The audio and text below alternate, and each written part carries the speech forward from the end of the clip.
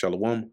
First and foremost, I want to give all praises, honor, and glory to Yahweh, Bahasham, Yahushai, Bahasham, Racha Kudash. Double honors to the elders and the apostles of Great Millstone, and peace and blessings to the elect. And today we're going to go into the book of Revelation, the 18th chapter.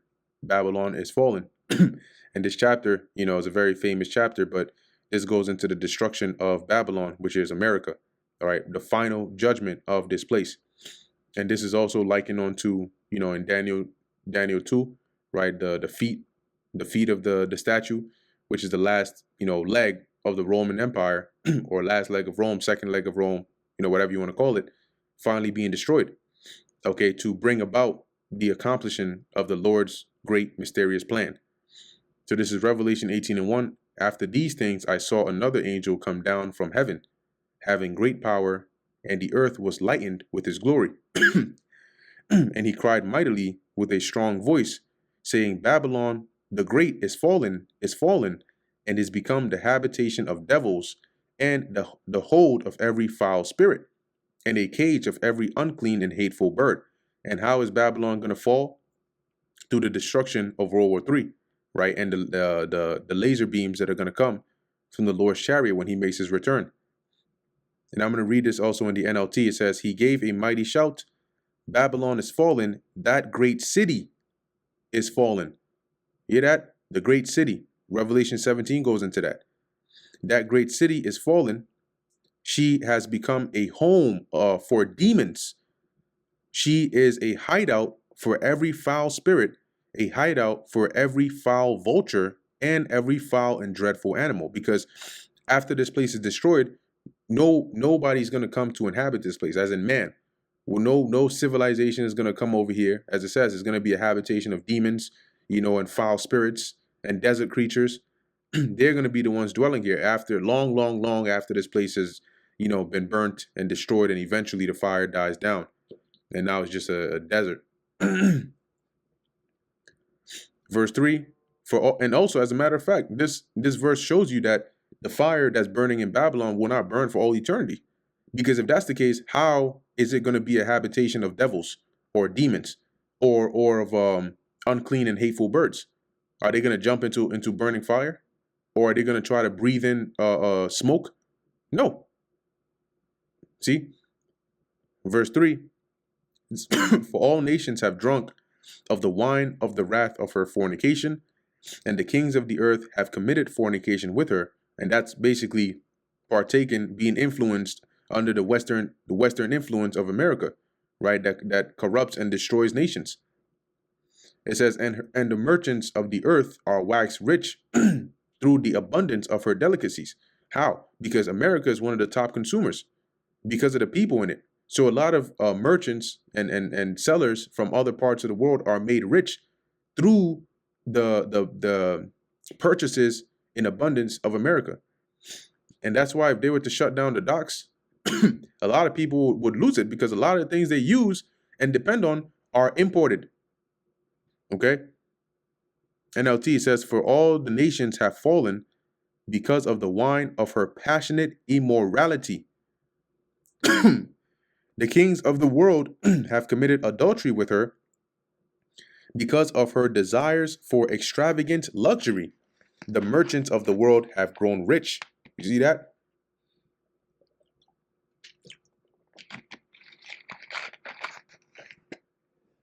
So because of those luxurious desires, those dainties, they make the merchants of the world rich.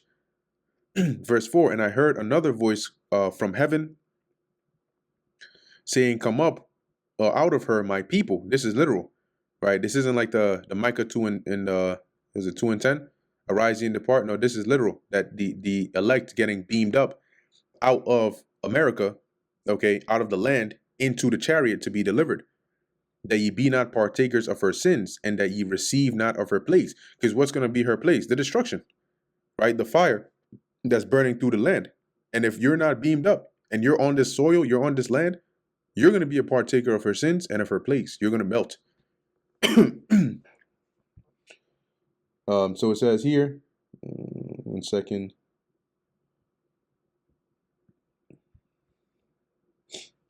It says, Verse 5, for her sins have reached onto heaven, right? Her iniquities have reached their limit, right?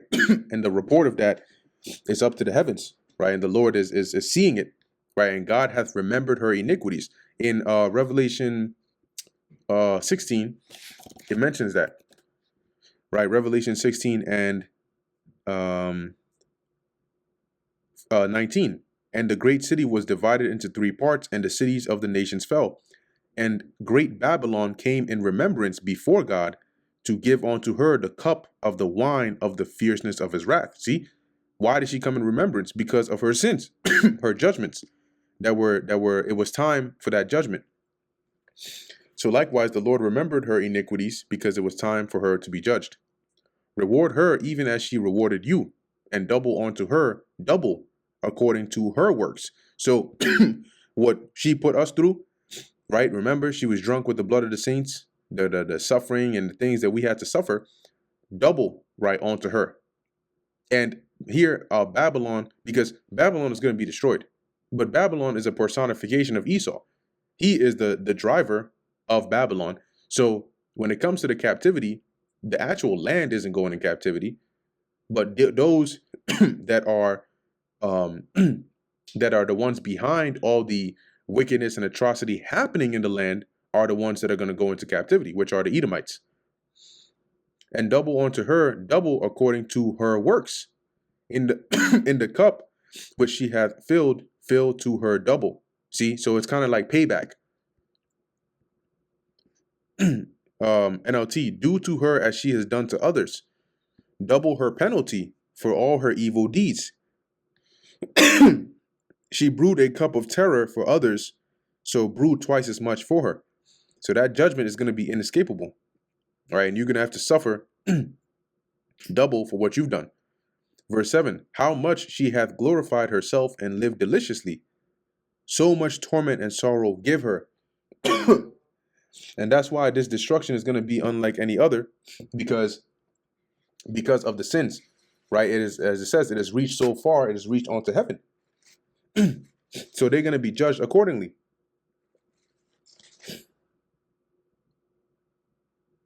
It says, for she saith in her heart, I sit a queen and am no widow.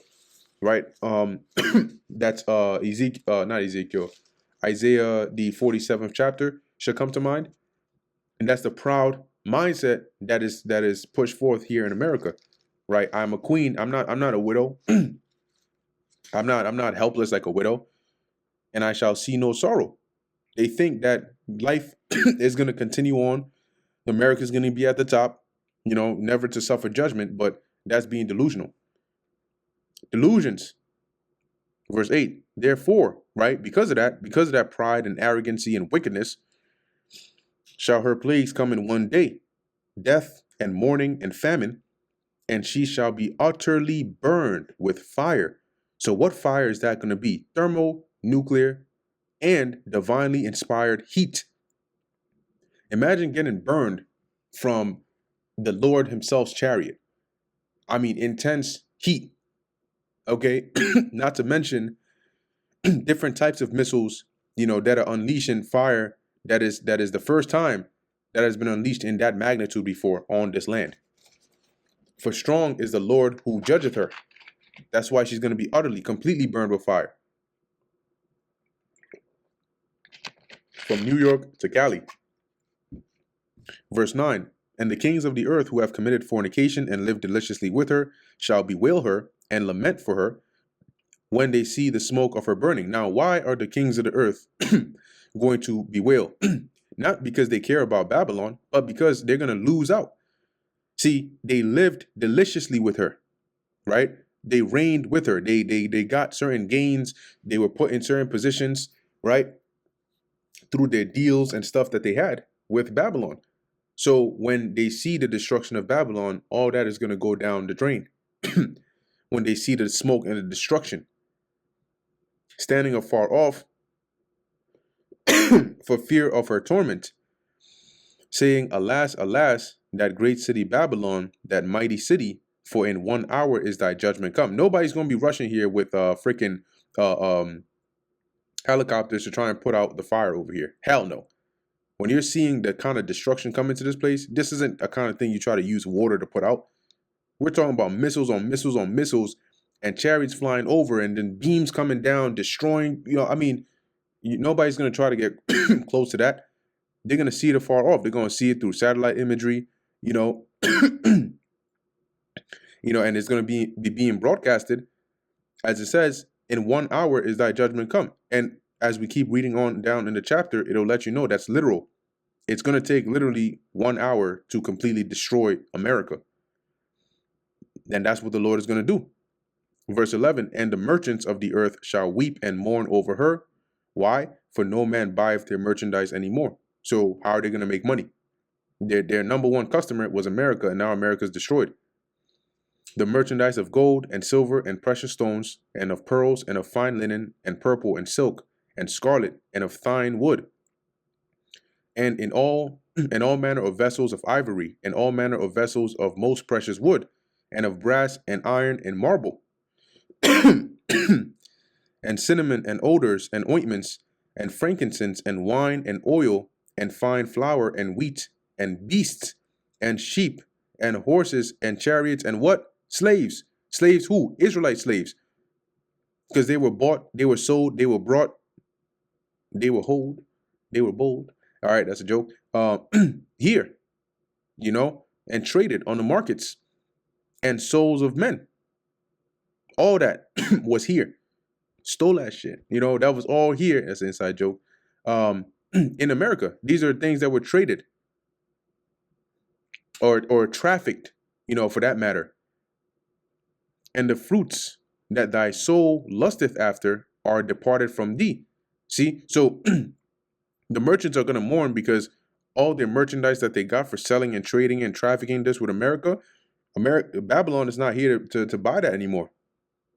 And all, as it says, the fruits that thy soul lusted after are departed from thee, and all things which were dainty and goodly are departed from thee, and thou shalt find them no more at all, because you're going to be destroyed. And let's go into that word dainty. So this is a complete loss and destruction of this wicked, wicked, wicked society. Things which pertain to a sumptuous and delicate style of living. That's that dainty lifestyle. Spoiled and wicked. NLT says the fancy things you loved so much are gone. They cry, all your luxuries and splendor are gone forever, never to be yours again. The merchants of these things, which were made rich by her, shall stand afar off for the fear of her torment, weeping and wailing. Damn, oh my gosh, reports are coming in. It is completely destroyed. The United States of America has been completely, it's going to be a day to be remembered. That's the judgment of the Lord. And saying, alas, alas, that great city that was clothed in fine linen and purple and scarlet and decked with gold and precious stones and pearls. And what that means is there's not a country-sized robe that is put upon this country, but these things symbolize being like exalted. And that's what America has looked like. Even though it's wicked, it's still looked at as an exalted, like a world power. Okay? So that's what they mean by that purple and scarlet and decked with gold, right? And then all of that, it was high up there. That's why it was called a great city. But what? For in 1 hour, so great riches is come to naught. And it means exactly that, naught. Nothing will be left here. Nothing. And every shipmaster and all the company in ships and sailors and as many as trade by sea stood afar off, right? No shipping containers and ships. Nobody's going to be bringing anything over here. Who in the hell is going to be trying to send merchandise by water, seeing the fire and the destruction that's hitting this place? So as it says, they stood afar off and cried when they saw the smoke of her burning, saying, what city is like unto this great city? Oh my gosh. I can't believe it. No, no, not America. Yeah, gone, cooked. Verse 19. And they cast down as like that that Walking Dead meme, where Rick, he's looking at his son Carl and he's doing no, no. Yeah, if you know, you know. If you don't, it's okay. Verse 19, and they cast dust on their heads, which is a sign of mourning, and cried, weeping and wailing, saying, Alas, alas, that great city, wherein were made rich all that had ships. So anybody that had ships in the sea by reason of her costliness. So those that were, dealing with her, bringing shipments and all that, they were made rich by her because of her costliness. Let's go into that word costliness. I mean, people love a good buyer. You look at a lot of even all businesses today, right? They always talk about how can we, improve our customer experience. The customer is always right. They always put the customer first because your money comes from the customer. Your revenue comes from the customer. So it's always about their whoever's buying from them. It says pernicious, costliness, and abundance of costly things. See? So Babylon buys expensive, costly things. And those that make it, they love it because they make money. And that's why they're going to be so distraught by this. Not because they love the benevolence of this place so much. For in 1 hour is she made desolate. Rejoice over her, thou heaven, and ye holy apostles and prophets. For God hath avenged you on her. Because this place has been nothing but hell and torment. And it said that, right? That she's going to, the beast was going to go and make war with the remnant of her seed that keep the commandments. That persecution upon those that fear the Lord. So finally, the Lord is going to avenge us on this place. And a mighty angel took up a stone like a great millstone, which this is what a millstone looks like. Millstone.